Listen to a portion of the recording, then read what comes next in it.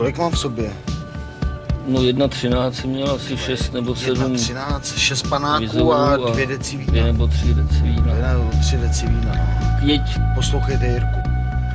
takovou rychlostí, jakou si představuješ, že by si dokázal zabrzdit před tou první bariérou.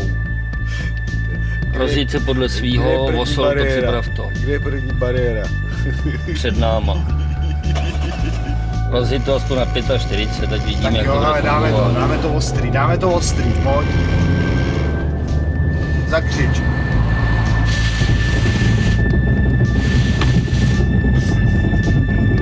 Dobrý, ne?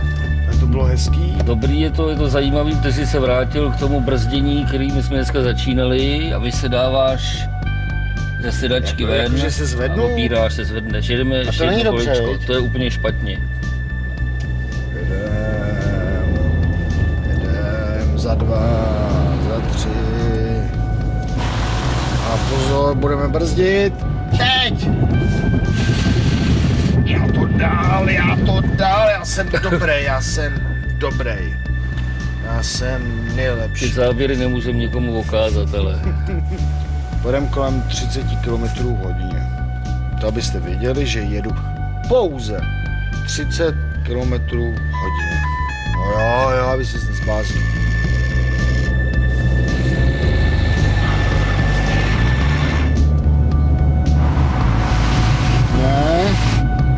Pěkně. Bravurně.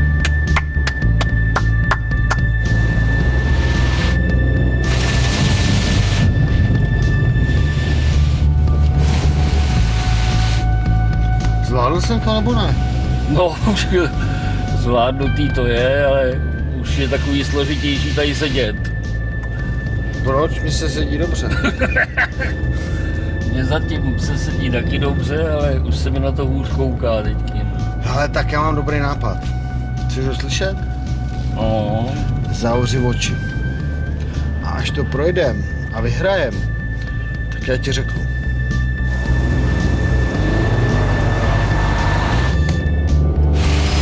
Aha, tyva, tak tohle jsem